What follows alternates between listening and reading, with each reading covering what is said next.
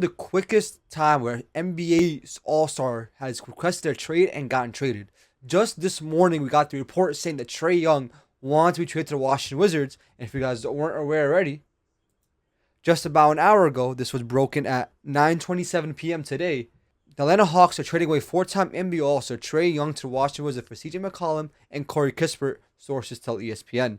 This morning alone, we got the report that Trae wants to be Washington Wizards and wants to be Washington Wizard. And we should have got a little inkling after CJ McCollum and Corey Kispert were ruled out after tonight's game randomly for injury management right after the Wizards already posted them in their pregame warmups. We should have knew what was going on, but little did we know, not even 24 hours later, after Trae Young made his demands, he'll be in Washington.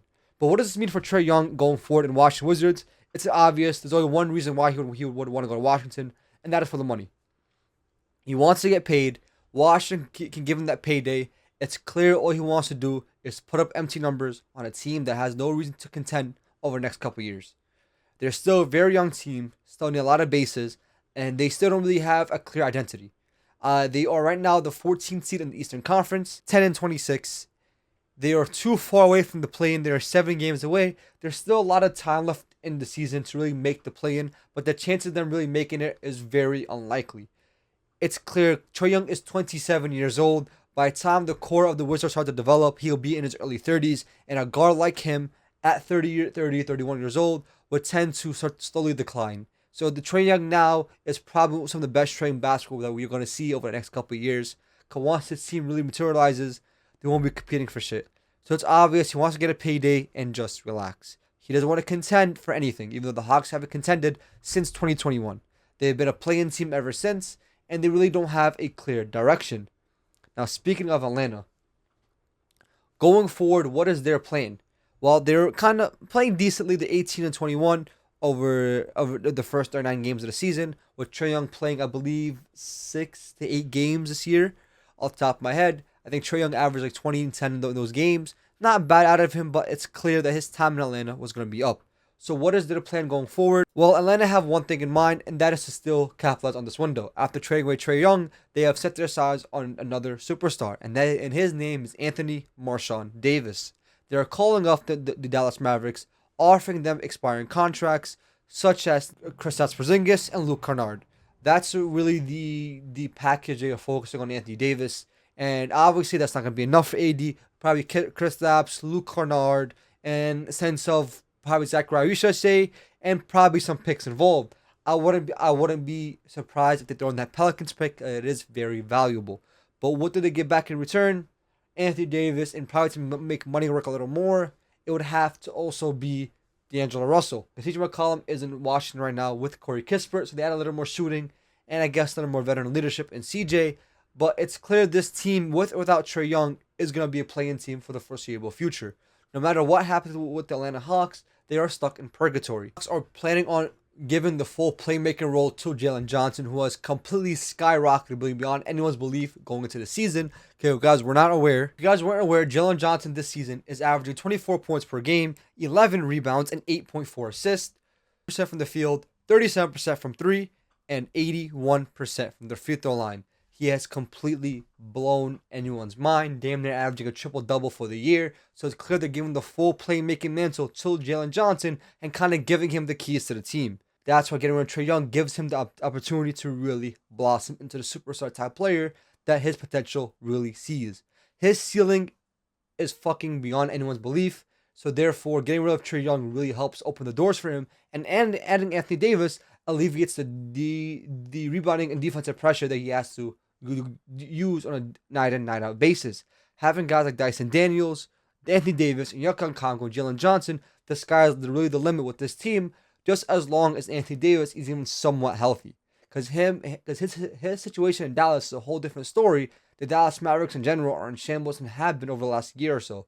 So nothing's really going to change with that. And on top of that, getting someone like Kristaps Porzingis and Luke Kennard might not be the most ideal package for them. But at the end of the day, what can they really get with AD?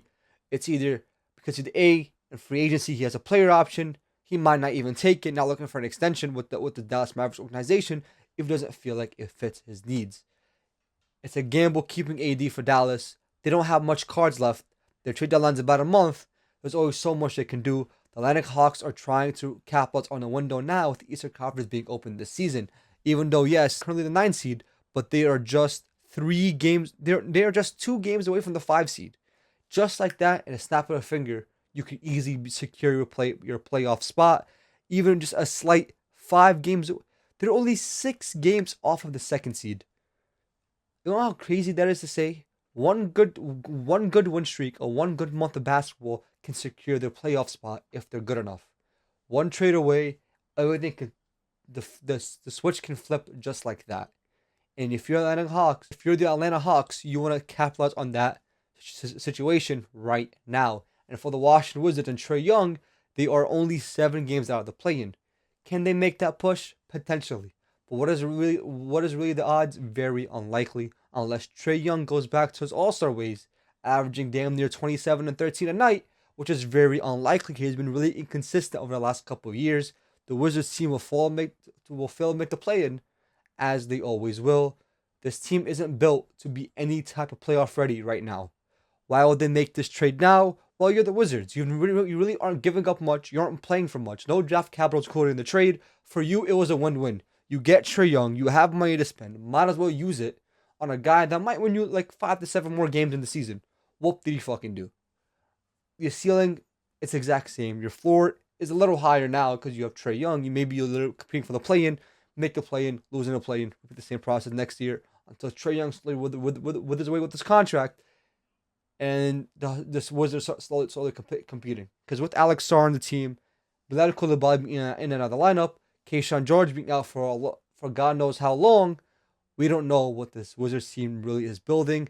And Trae Young just went there to ride away and get a big old contract for the rest of his career. Because why the hell not? Because in my eyes, he should have prioritized teams that have upside but just missing a point guard, such as the Bucks. If he said I want to go to the Bucks, they could have made it happen with the Kyle Kuzma contract, Bobby Porter's contract, and whatever else, and pair him up with Giannis, giving them a actual point guard can raise the ceiling of a team with a top 3 NBA player in the goddamn world. But instead, he wants to go to Wizards and put up empty stats. So let him do him. At the end of the day, doesn't affect anyone else but Trae Young. This is the craziest turn of events I've ever seen in my life. Did I expect to make this video today? No. I had a whole thing planned out for tomorrow.